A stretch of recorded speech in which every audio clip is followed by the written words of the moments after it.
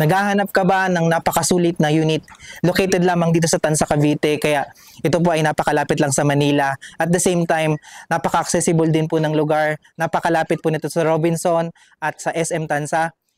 Perfect na perfect para sa iyong pamilya. I-check nyo na po ito.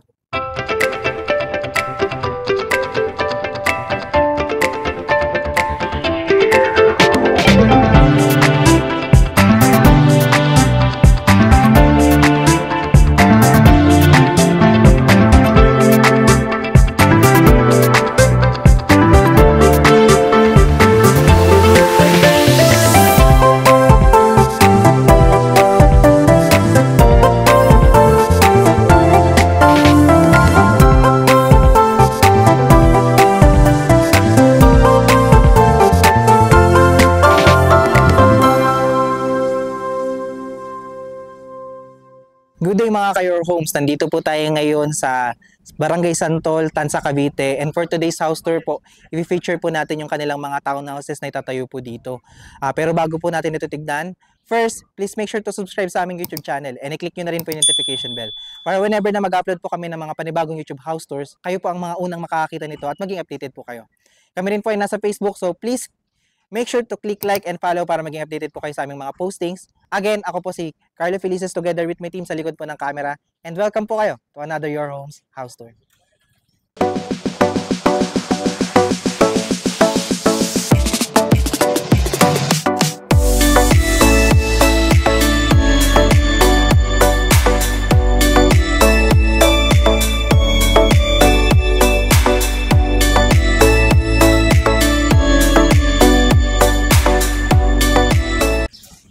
Ang location po again ng ating project ay sa Santol, Tanza, Cavite. At the same time po, paglabas po natin dyan ng highway, nandyan na po yung Robinson Gentry at malapit na rin po yung SM Tanza. Malapit na rin po ito sa mga landmarks na kailangan natin sa pang-araw-araw. May malapit po tayong hospital dyan, church, schools, at the same time palengke po. So po kung kayo po ay magta-travel from Manila, ito po ay accessible via Cavitex. Ito po ay around less than 1 hour. Makakapunta na po kayo dito sa project po na ito. At the same time po, meron po tayong 8.1 hectares po dito po sa project at meron po tayong 1,000 plus units na itatayo po dito. Kaya po napakaganda po ng project po na ito. At the same time, maaliwalas lang po. Kompleto rin po ang ating amenities dyan. Makikita nyo po yun sa screen.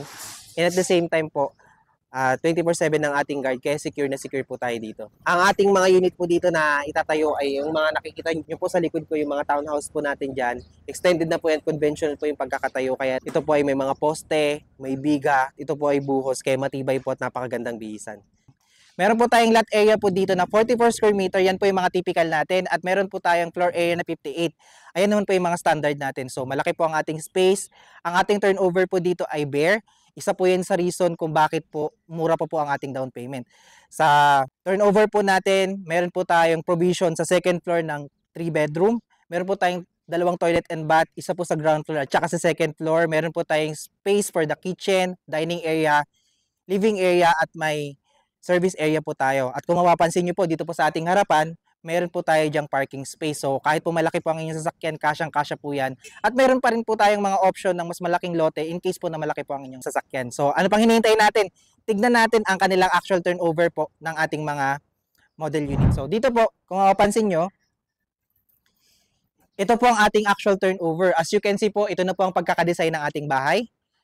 Meron po siyang touches ng brown at meron dirty white. Parang peach na something, pero napaka-modern na po ng pagkakadesign natin. So, ang ating mga unit po dito ay townhouses, pero as you can see, malaki po ang ating space dahil po tayo ay extended na. Ayan. So, may initial na pong bubong ang inyong parking area. So, dito po, mapapansin po natin, napaka-conventional po ng pagkakatayo ng bahay.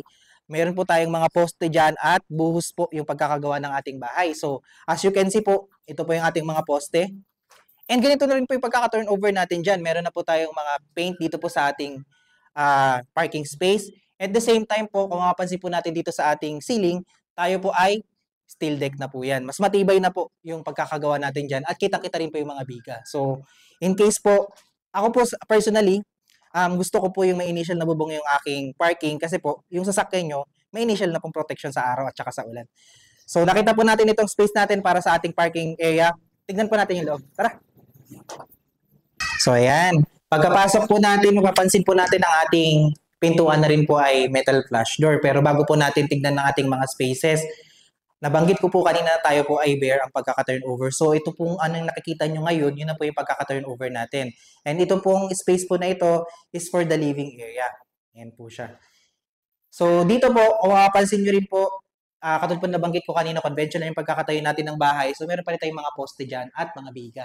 Naka-steel deck pa rin po ang ating taas. So ganito lang po siya. Wala lang po siyang finish ng mga wall, pintura, at the same time wala lang po siyang tiles.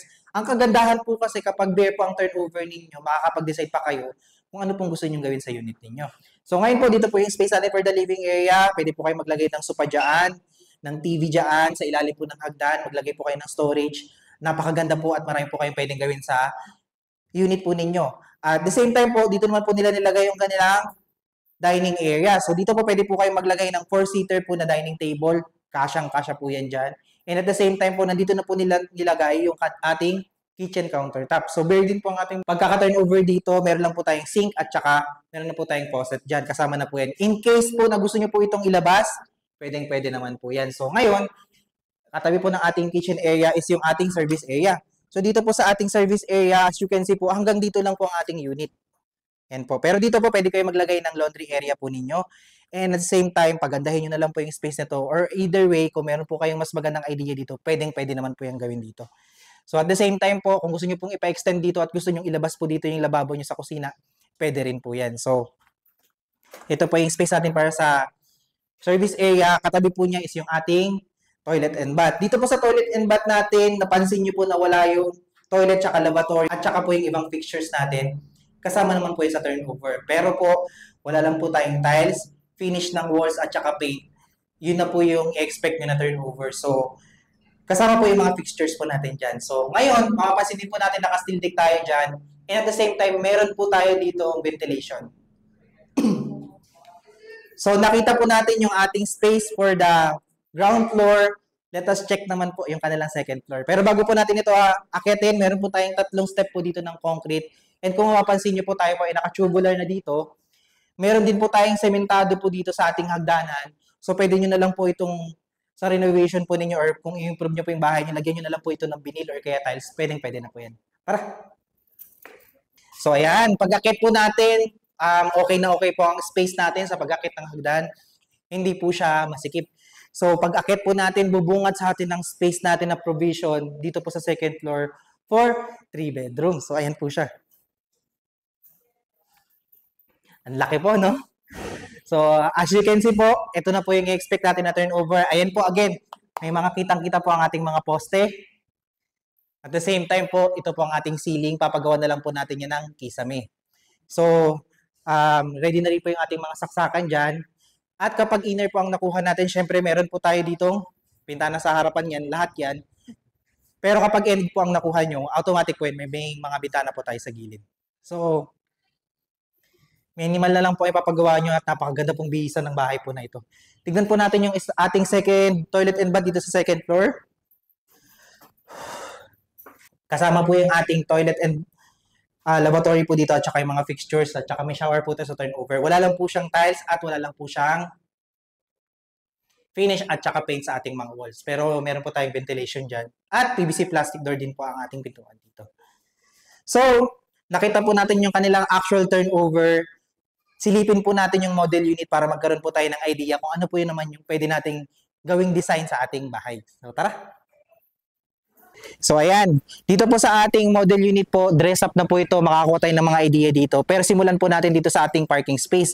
So as you can see po, ang ating model unit ay end unit. So kapag kayo po ay nakakuha ng end unit, meron po talaga tayong extra space dito po sa gilid.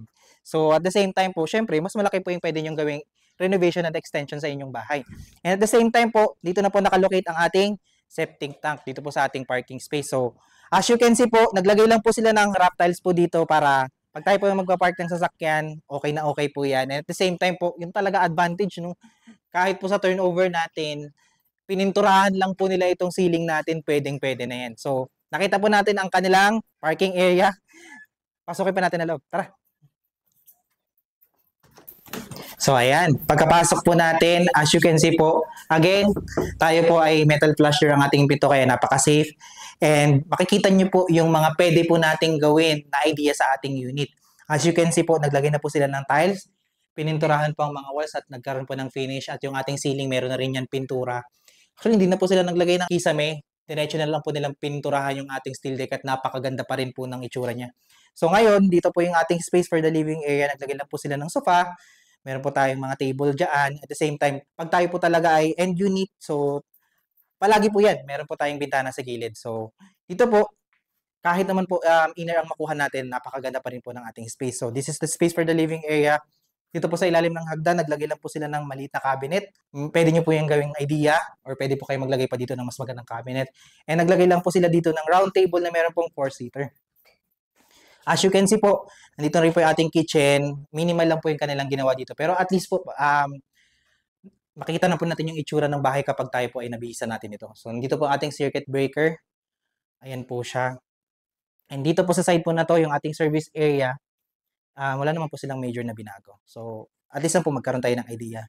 So, this is ang itsura naman po ng ating toilet and bath kapag po ito ay nabihisa natin. So, naglagay po sila ng tiles dyan, pati po sa ating mga ceiling. Pati po sa ating mga walls. Sa ceiling po natin, nilagyan na nila ng kisame at pininturahan. Napakaganda pa rin po. So, again, kasama po yan sa turnover yung ating toilet at saka lavatory. Yung mga soap holder po dyan. So, expect nyo lang po na pwede pa po natin mas pagandahin sa gusto nating idea yung ating toilet and bath. So, nakita po natin yung design na ginawa nila sa ground floor. Dito naman po, tingnan natin sa second floor. So, ayan. Bago natin to akyatin, again, tingnan lang po natin yung ginawa nila dito sa ating hagdanan. Naglagay lang po sila ng vinyl at saka naglagay po sila ng goma para mas safe. Pwede nyo po itong gayahin. So, dito naman po sa ating space dito sa gilid, napaka-free up ng space po na to. No? Pwede po natin paglagyan niya ng canvas or family picture. Marami po tayong pwedeng gawin dito sa space na to. So, nabanggit ko po kanina na tayo ay provision for 3 bedroom pero ang ginawa po nila dito sa ating model unit or dress-up model unit ay 2 bedroom lang na malalaki. So, tingnan po natin yung kanilang first bedroom. So, dito po sa first bedroom nila, naglagay lang po sila ng 2 single. So, single bed. So, in case meron po kayong anak na pwedeng magsama sa isang room, pwede nyo po itong gayahin. At kahit 2 po na po yung ating bed dito, napakalaki po ng space. And as you can see, nakapaglagay pa po sila ng cabinet dito. At minimal lang po yung pagkaka-design. Pero spacious yung lugar. Kaya maganda po siya at maliwalas. Dito po sa side na ito, dito po yung ginawa nilang master's bedroom. And as you can see po sa ating master's bedroom, naglagay po sila ng queen size na kama. Maluwag pa rin po. At meron silang cabinet yan sa side po na yan. So, yan po yung mga pwede nyo gawing idea. And connect po nila dito yung ating second toilet and bath dito po sa second floor. So, ayan na po siya. Pagkakagawa po natin ng design na pwede natin gayahin. So, nakita po natin ang ating dress-up model unit at nakita po natin yung actual turnover kanina. Pag-usapan naman po natin ang presyo. So, magkano nga ba ang presyo ng ating mga unit dito sa Santol, Tansa, Cavite? Sa ating typical unit na merong lot area na 44 square meter at floor area na 58 square meter, ang ating total contract price ay nag-i-start po sa 2,412,000 at meron po tayong down payment for 18 months na 4,945 pesos. Meron po tayong reservation fee po dito na 5,000 lamang. Ang ating magiging monthly amortization naman po kay Pag-ibig for 30 years naman po yan ay 14,462 pesos at meron po tayong required income po dito na 41,319 pesos. So in case po na hindi po kayo pasok sa required income po natin, pwede naman po ang co-borrower kahit hindi po ka mag-anak as long as willing pong mag-provide ng requirements. And at the same time po, kung meron po kayong further increase regarding po this unit at gusto niyo pong magpa-free tripping po sa amin para makita niyo po yung ating project po na ito, you can contact us sa number po na makikita niyo sa screen, sa aming Facebook page, and at the same time sa aming TikTok, nandiyan din po yan. Kaya kung kayo po ay naghahanap ng unit na napakasulit na located lamang dito sa Tansa, Cavite, napaka-accessible ng lugar at malapit lamang sa Manila at malapit sa mga landmark katulad po ng SM at Robinson at gusto nyo po ng malaking space para sa inyong pamilya, i-check nyo na po ito. Kung di pa po kayo nakasubscribe sa aming YouTube channel, please like, share, and subscribe na rin po para maging updated po kayo sa mga bago namin feature na bahay. Kagaya po. Again, maraming po salamat sa panonood at magandang araw.